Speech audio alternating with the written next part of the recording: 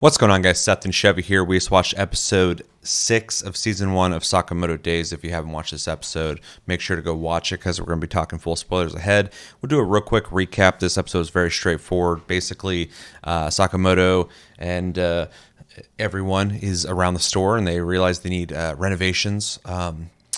Because the place keeps getting attacked by assassins, and even though they're doing fine, the place is taking damage over time. While they're discussing that, we meet a new assassin who is there to take out Sakamoto, named, I think, Heisuke, who has a bird. Basically, he doesn't recognize Sakamoto in his current form and is easily confused. He seems a little slow, maybe dumb, and down on his luck. So once he realizes Sakamoto's not there, he does a whole groking, begging thing where they end up giving him food, and he leaves on good terms with them. Then they end up joining an Airsoft tournament because they are trying to make money to renovate the store, where I think they'll get 1 million yen. Yep.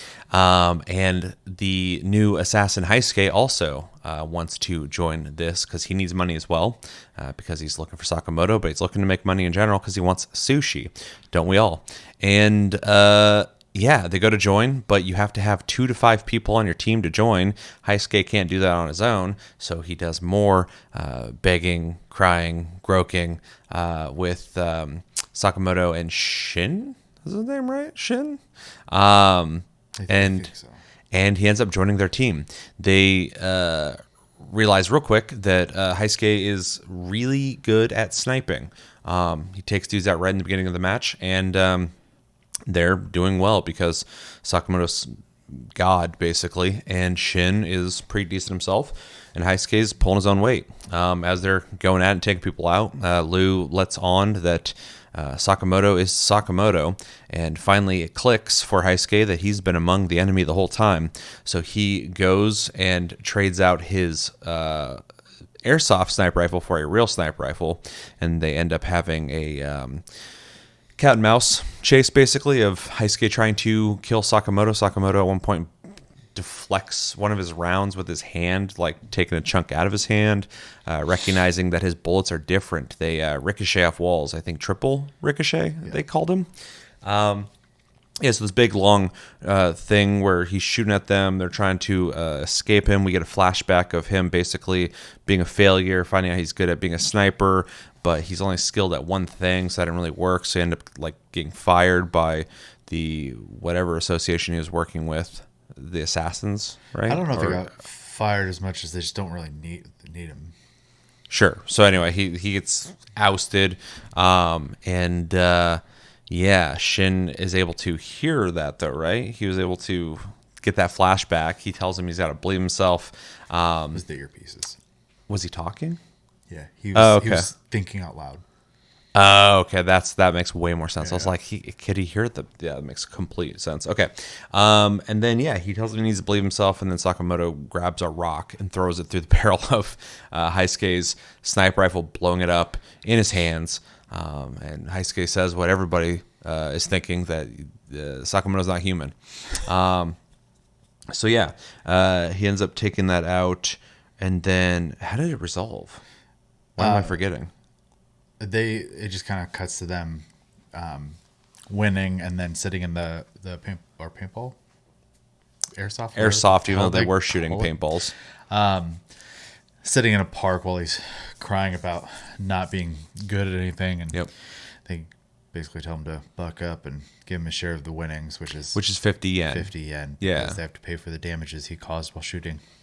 Yeah, and then after the credits, in case you didn't watch it, because I almost just turned it off, and I realized there's a lot of episode left for credits.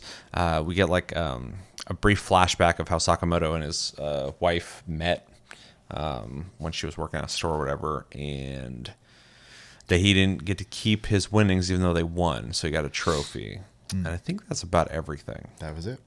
What do we think? It was a fun episode. The new Hitman was fun, though I was getting similar to Shin, getting a little worn out with all his crying constantly, but it was nice to have like a kind of like a goofy character who very much kind of flipped a switch when it came to go time and was actually like a skilled person. So as much as he likes to think he isn't. I also kind of like the idea, though. I'm trying to figure out where he got the money for his bullets. That's a fair question. That he has these like specialized bullets designed for ricocheting, so it kind of like leans into him being like a specialist. It does seem like right after he left that place, though, he like went straight after Sakamoto, so maybe he still had them. Yeah. After. Yeah, it's true. I don't know if I was broke and living in a tent on the roof of a building, I'd probably be selling off some equipment to make some money, but whatever. Or you just go take out an assassin and make some money. The assassin. Yeah. Yeah, and then Lynn, what's her name again? Lou. Sorry, I'm terrible with names. Lou immediately getting hammered because she wasn't needed and being a cheerleader and then blabbing was unfortunate. Yeah, once she revealed that she likes to drink, now she's just ready to party. Perpetually fucking lit. So, yeah, I mean, it wasn't a very deep episode, so I don't really have like a lot more to say on it. But it was fun. So, yeah, I thought the episode was fun too. It obviously serves as an introduction to Heisuke, who I assume will be around for a while. I think he's in the intro. And he's a fun character. He's the type of character I would normally like in an anime. I like ridiculous characters like Zenitsu and stuff like that. Like characters that are just like absolutely like, why are you this pathetic, basically? But I feel like he's a little emotionally charged. Yeah, but he was a little one note in this episode. There's a couple points where I thought it was kind of funny, like when he's like, "Oh, I could feel he's looking at us," or whatever. And he turns around and he's just like sitting there crying, like staring through the window. But it was kind of like the only thing to him outside of he was a decent sniper, which I think is also fun. But in this show, I kind of expect it. In a show where a guy can throw a rock through a barrel and blow it up in someone's hands effortlessly, all bets are off. Or where people are clairvoyant and stuff. So, the bird also is an interesting touch. I forgot what their name was. P something. I keep wanting to say P-chan, but that's not the name. Yeah, I thought it was an interesting introduction, and that they did the airsoft thing, which is the most unfair thing you could ever do if you're like a trained assassin, is go up against just people who work at like, I forgot what some of the like a barber shop or whatever. Yeah, so it was like an outdoor mall, and it was all the shops competing against each other, and the whole shtick was the place was getting messy, and so they do this because part of the stipulation of doing it is everyone sticks around to clean up, and so like they basically bribe everyone to hang out, play a game, and clean finally. Yeah. So yeah, it's still unfair though if there's prize money and you're like this hard-boiled from last episode assassin. So yeah, a little fucked up, but whatever. Sure. Then yeah, the ricochet thing, it's whatever. I think it's just more interesting that the guy's like actually a decent assassin because he comes off like super pathetic. So, And what else? This episode is very straightforward. Yeah, definitely super to the point. Definitely just like an introduction to the guy. So curious to see where that goes in terms of him sticking around possibly, and what new challenges await. Especially after the last two episodes, kind of revealing that there was that guy going around killing people, that assassin guy or whatever. The guy killing other assassins. Yeah, to take a step like this in this episode of just kind of like introducing a guy and having some fun. Definitely curious to see where it goes next episode. Because I feel like we're starting to get the ball rolling. And like, what's this guy's like purpose going to be? Because obviously, like you said, there's a bunch of people in the intro, obviously. Maybe this is all we see of him, but if he does end up just kind of being around as well, like I can't imagine they're going to also hire this guy, unless they do. Who knows? Maybe. He'll be the guy who sits around, cries, eats, and, snipes shit really well when he has to. He's going to have to rename the store from a convenience store to a convenience store plus adoption center, basically. True. He keeps just bringing in all these people. So. I kind of view at this point Sakamoto reformed his life, and I think he's basically reforming other assassins as well. It's almost like it's like I forgot what it's called, the Academy in X-Men where Xavier's school for the gifted or something like that. Yeah, where all the rejects, basically, the people who don't fit in society go. And I kind of feel like that's what he's doing, is like having a place where people can not live the life of an assassin anymore. He's going to have to get himself some Professor X money.